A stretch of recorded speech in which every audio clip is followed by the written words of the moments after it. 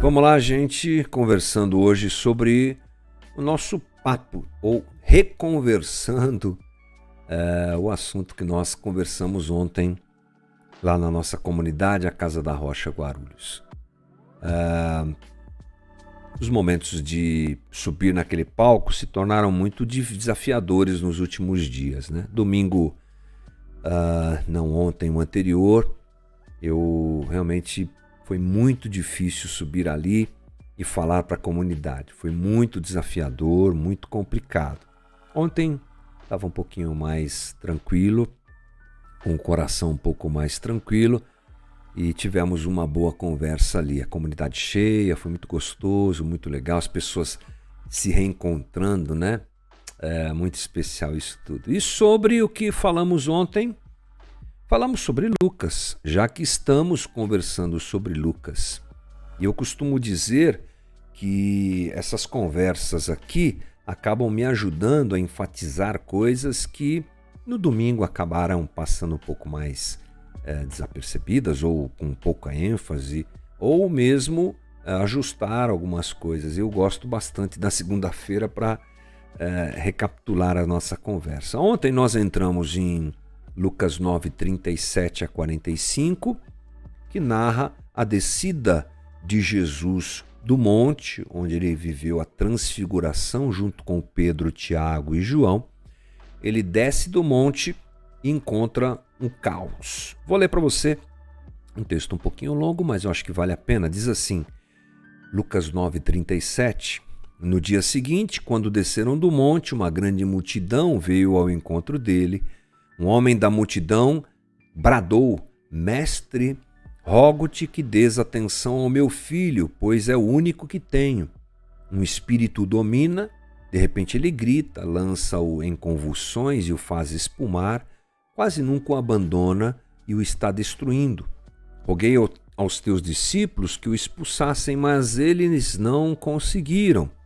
Respondeu Jesus, ó geração incrédula e perversa, até quando estarei com vocês e terei que suportá-los? Traga-me o seu filho. Quando o menino vinha vindo, o demônio o lançou por terra em convulsão.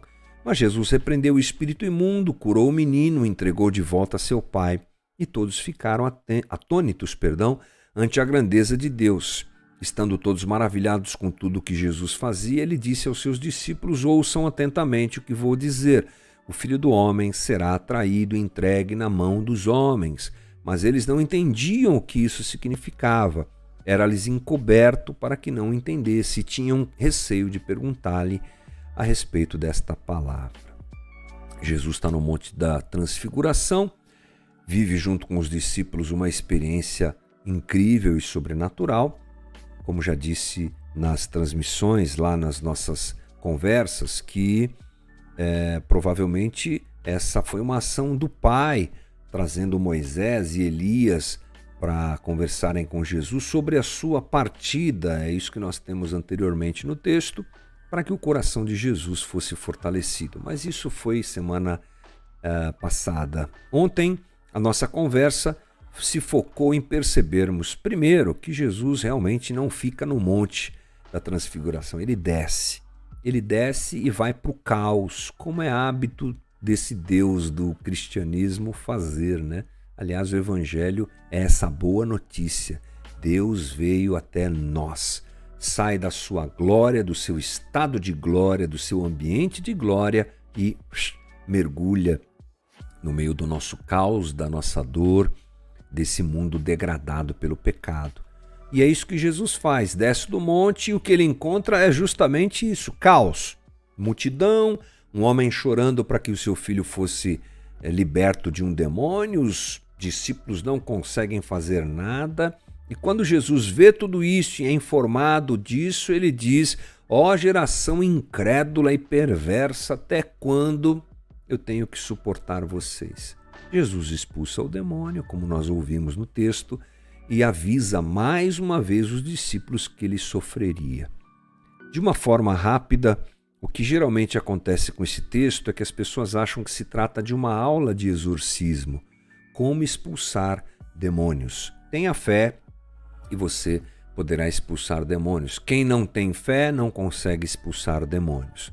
Mas essa é uma leitura muito simples, né? Simplista, diria eu, que menospreza o que Lucas vem construindo na sua narrativa, que despreza a sequência da história e que deve ser vista de uma forma um pouco mais complexa. Ontem eu disse ainda que, ok, faz parte da vida do cristão saber que o diabo e os seus demônios estão por aqui e ele toma realmente, eventualmente, a vida de pessoas, mas há muito mais do que isso para nós entendermos. Jesus, ele estava indo para a cruz, gente.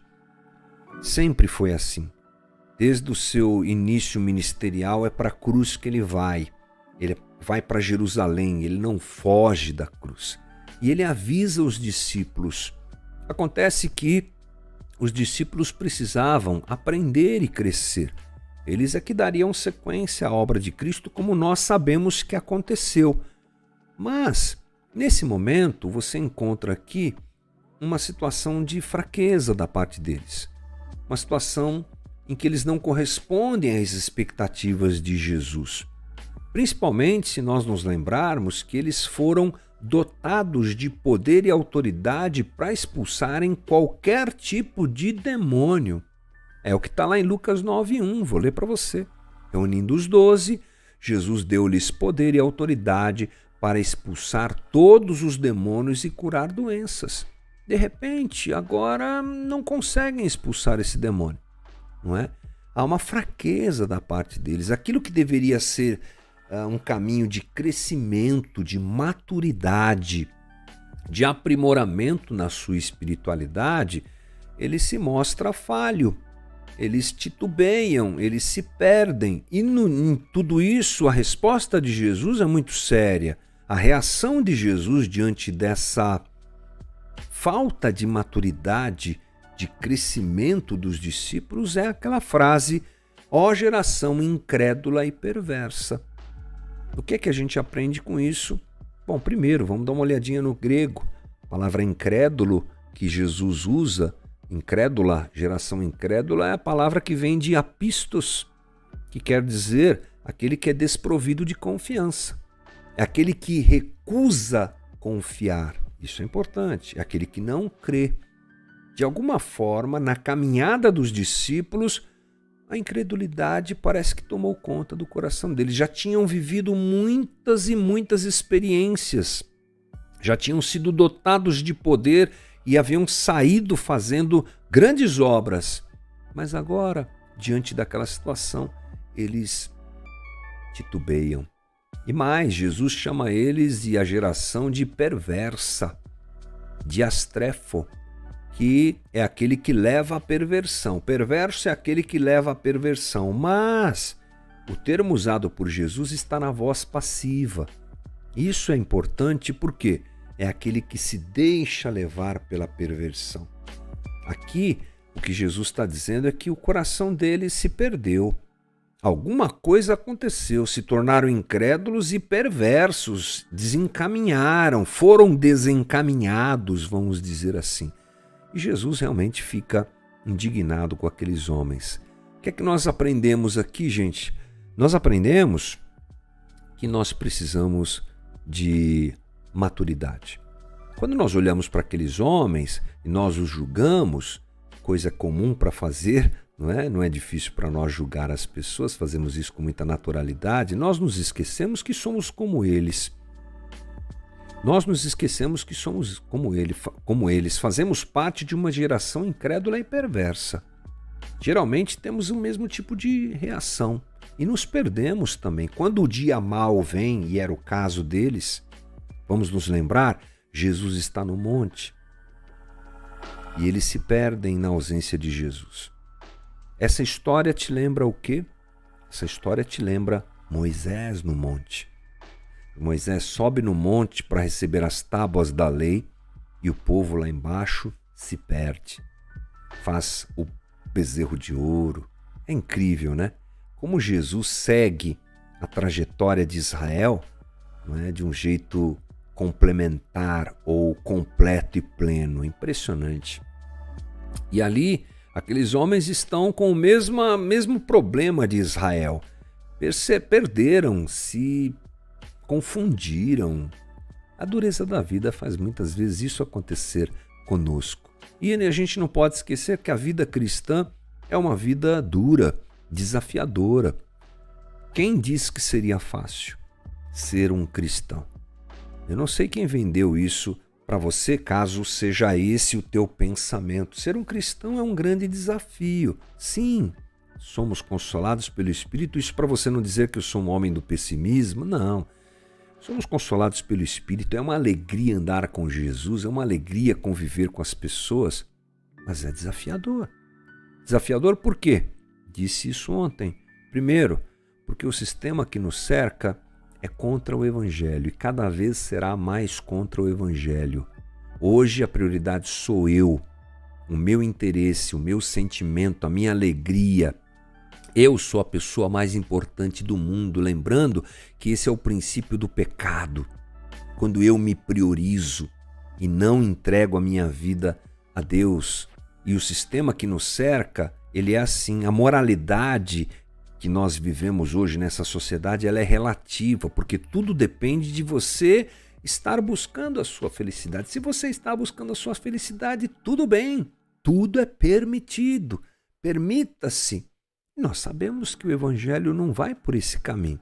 O Evangelho me ensina a viver a plenitude da vida ao me abandonar.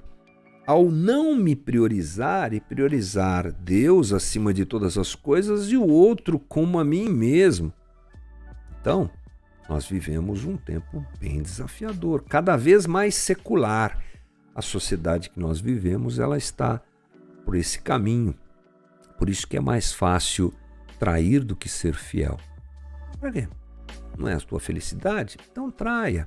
Por isso que é mais fácil se vingar, revidar. Você pode ser que a sociedade, ela de alguma maneira rejeite isso, ela diga, não, o importante é ser fiel, o importante é não se vingar, mas é uma conversa da boca para fora. Porque os heróis desse tempo são os que revidam, são os que se priorizam. Essa é a tônica do pensamento, esse é o cosmos, esse é o sistema em que nós estamos. E ser crente agora é difícil. Também porque as vitórias que nós cobiçamos e que são apresentadas como o ápice da vida por essa sociedade, elas pouco interessam a Jesus. O discurso triunfalista que a gente ouve, inclusive dentro da igreja, é uma bobagem, uma balela. Jesus não tem nada a ver com isso. Mas a gente insiste. E esse desapego ao que é apresentado pela sociedade em que estamos como ideal de vida, cara, é desafiador, porque todo mundo quer. Você não quer também? Você não quer ter muito like na internet? Todo mundo quer. Por que você não quer? Você não quer ter uma casa melhor? Você não quer ser uma pessoa famosa? Você não quer pegar todo mundo e satisfazer os seus desejos? Você não quer? Todo mundo quer. Então, o cristão nada contra a maré. Por isso que John Stott chama o evangelho de contracultura cristã. Bate contra, vai na contramão. Isso mostra que é difícil. Se quero ser um genuíno discípulo de Jesus, é difícil.